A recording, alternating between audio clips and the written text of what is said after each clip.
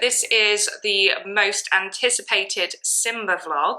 So telling you all about how Simba has flown from the UK to Canada to come and join me, Scott and Taylor. So throughout this vlog, I will tell you about the whole process of how we done it. You'll get to see us before we go to pick him up, to actually picking him up, and then at the end we'll sit down and talk again like now. Okay, so it's finally come. We're in the car and then we're on our way to get Simba. We've got a very excited Taylor in the back of the car. Say hi, Taylor. Hi. If you can see him in the back there. So we are on our way to the airport. It's about 7 p.m. here, so we are probably going to get to the airport around sort of 8 o'clock, doing a little detour on the way and see how we get on. I'll update you then.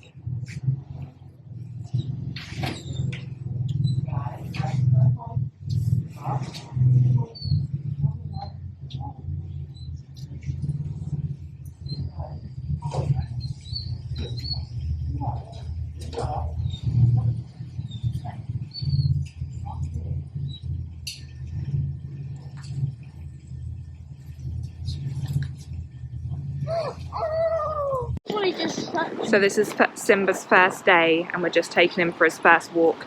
Excuse the face, I've literally just rolled out of bed.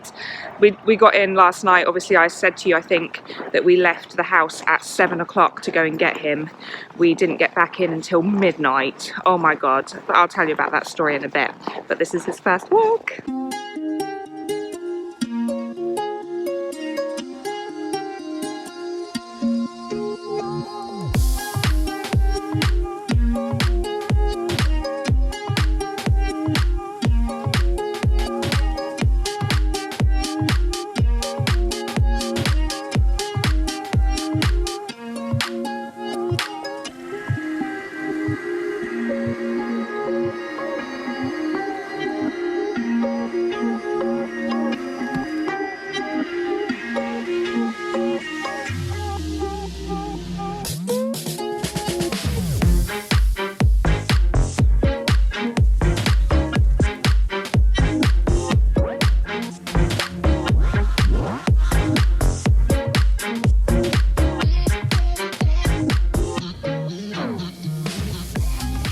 So the process of starting off and what we did.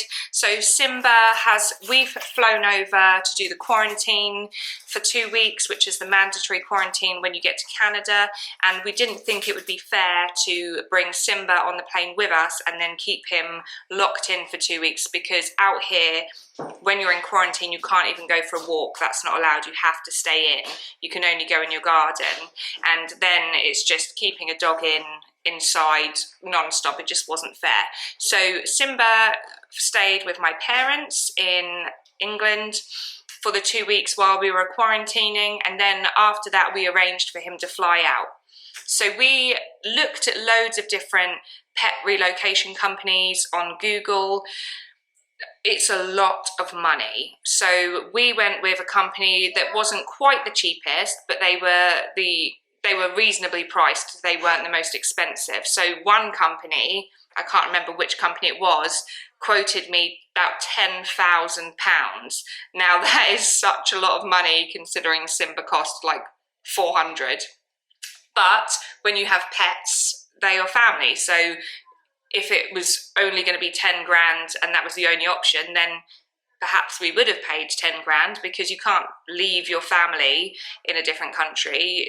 He's part of the family. But luckily, we went with a company called Air Pets, who are based at Heathrow in London, and we paid £2,230. That included them picking Simba up from my parents' house. They come to collect him the day before the flight. They then take him, drive him back to the airport, to kennels that are based at the airport on Air Pets' land.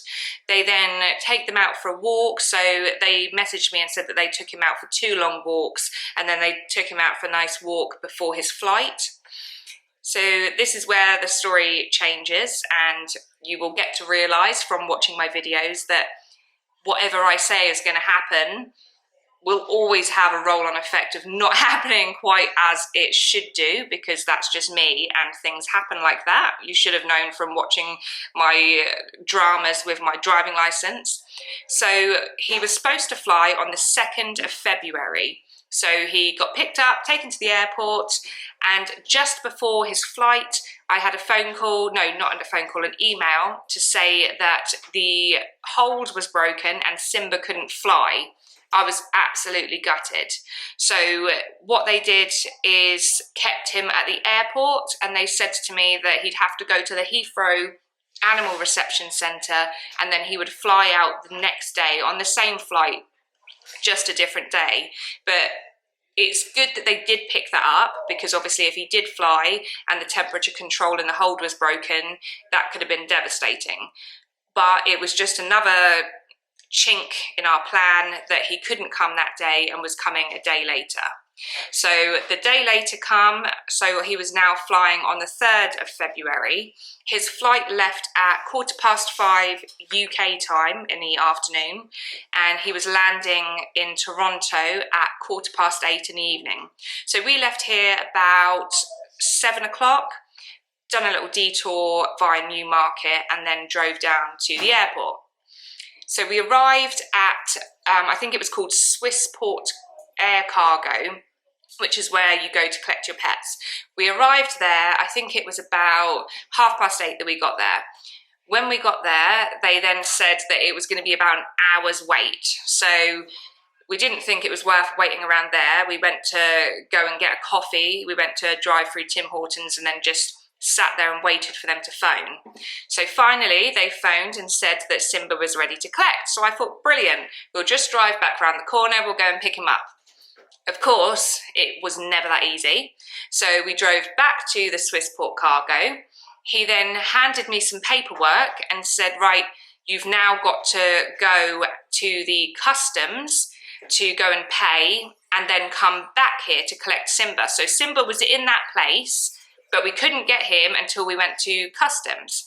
So they then gave us a map and said, right, now you have to go to it was the CBSA, the border services.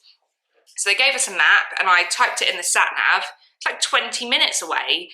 Like, it couldn't just be next door around the corner. It was about 20-minute drive. So we're driving all the way around to Canada Border Services Agency, and then we get in there and it's like immigration all over again. It's queued, and you've got all of the different counters, and you're waiting for an officer to call you up.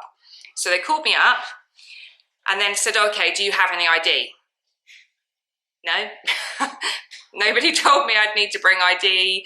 Obviously, when I've changed my driving licence, I had to hand my UK driving licence in, and they only give you like a temporary licence, which doesn't have your photo on until that arrives in the post. So I had no photo ID. I didn't bring my passport with me. I didn't bring anything with me because the email didn't tell me to bring anything. And I know common sense, if I had some, would tell you you have to bring some ID, but I didn't. But anyway, I got over that by showing them a photo on my phone. Luckily, I had everything uploaded to my phone. So I showed them a photo of my passport. I then had a photo of the tenancy agreement that I had made just to get me by, and when people needed proof of address, and that was all fine. He then said to me to go and sit back down. So this went on for a long time. Sit back down, stand up, go and ask me another couple of questions. What are you doing here? I've come to collect my dog.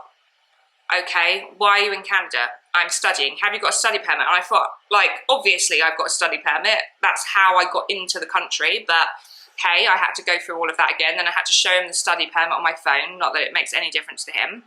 So then that process, I mean, Scott and Taylor were waiting outside. That process must have taken a long time. So when I finally got to the front of the queue and he said everything was ready, he then gave me some documents at the border services and said that you now have to go and queue up and wait for the cashier to call you. So I then had to go back to where I was sitting and wait to be called. So while I was in there, I met a lovely lady who I had met on one of the Facebook groups for Brits going to Canada. She was there, her dogs were there on the same flight as Simba was. So she's got 2 large dogs.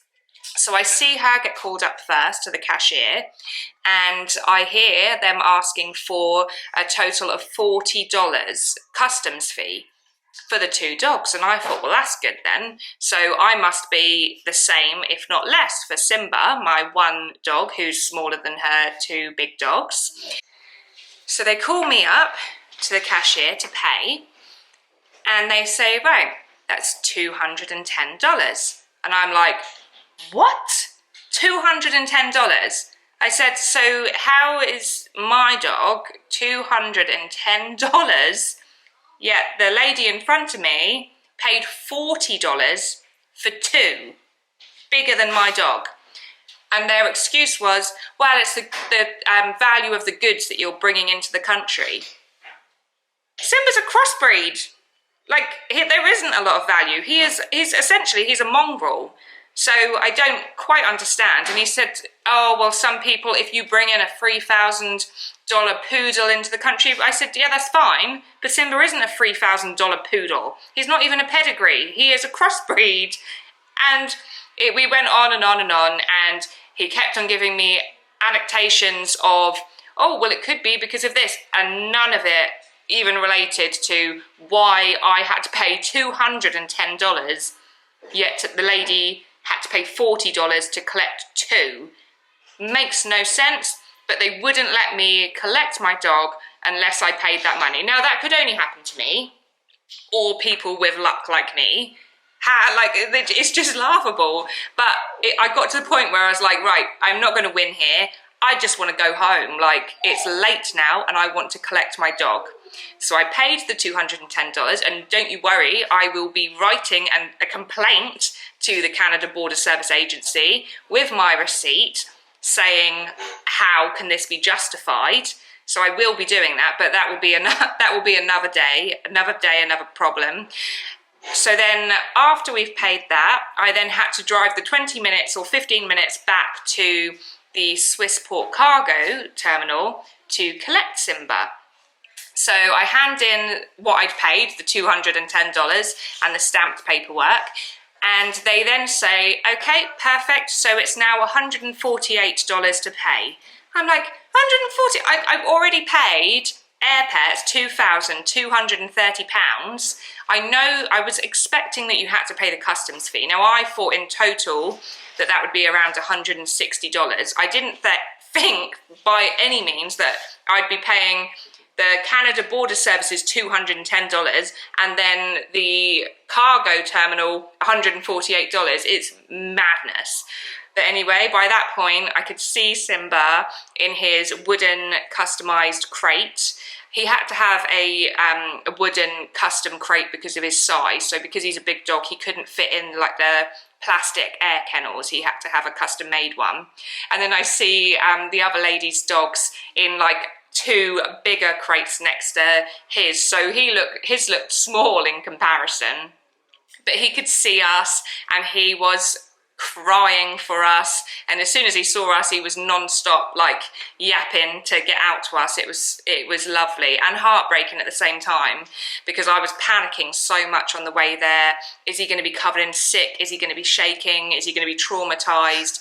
But he was just so happy to see us. And then we got him in the back of the car. Now they say when they take the dogs on the flights that inside their crates they get a bottle of refillable water and they'll be well watered. personally, I didn't see any water bottle in there, and as soon as we got him into the boot of the car, we got like a little container in the back of the car, poured a bottle of water in it, and it was like he hadn't drank in years. He was like lapping it up in the back of the car. And then after we gave him the water, we then drove home, and he settled down, to be fair, considering he'd been on a long flight, and then we're taking him in the back of the car for like another hour to get home. He done really well. So we got him home, and then the next day just got him used to the snow. So I think that there is some parts that you'll see of him on his first walk that you'll see in the vlog. So he is really, really loving it out here. And I was worried, and I wasn't sure about what to do, whether he'd need little snow boots for his paws or not, if his paws would get too cold. But he's been really good, and he absolutely loves it. He's been eating the snow and rolling around in it, so he's doing well. So thankfully, he's here, safe and sound, in Canada. We've been on some nice walks, and he is loving life. But everyone, if anyone's got any questions about the process with Air Pets or the process of him coming into Canada, one thing I will mention, and I forgot to mention, is that in order for him to come out to Canada, all you needed was to show that he had been vaccinated against rabies. So he needs to be up to date on his jabs. All dogs need to be up to date on their jabs and have had a rabies vaccination. So in order to prove that, we had like a printed pet passport that flew over with him. So my parents gave that documentation to Air Pets when they collected him, and it was ready for me when I went to collect him, so I've got his pet passport back. But that was the only thing that was a requirement. He didn't need to quarantine in Canada. He can come straight out as long as he's got that rabies vaccination. And then I believe that it is something out here that you have to do. I'm not quite sure how often you have to get their rabies jabs, but I'll find that out from my cousin, because she's got a dog as well. And we're just trying to integrate them at this moment. Luckily, her dog's a female, and she's 10. So we're just trying to like establish the boundaries of he's encroached in her space and getting them to be friends. Right, so the other thing that I need to tell you is where I've bought stuff for Simba since we've been out here. So before we come out, I ordered on PetSmart, which is like a Pets at Home version of like the UK. I bought him 2 big ceramic dishes, one for his water, one for his food.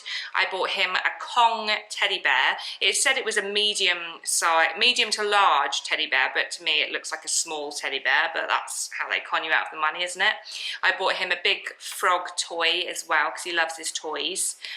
I got him his collar, because that was the other thing I haven't mentioned. So when your dog is traveling from the UK to Canada, they tell you to not send them with their collar and lead. So I packed his lead before we even came, because my parents had another lead at home. So I bought his lead in our suitcase, but I bought him a collar when we come out here. Now the reason for this is that they don't put them in a collar during the flight, I guess, unless they choke or anything. It just avoids any accidents if they get really stressed. So, and also if they do bring them with a collar, they could attach it to their crate, but then there's no guarantee that you're going to get that. So they said just don't bring the collar. So we bought him a new collar, and then I wanted to buy him a name tag.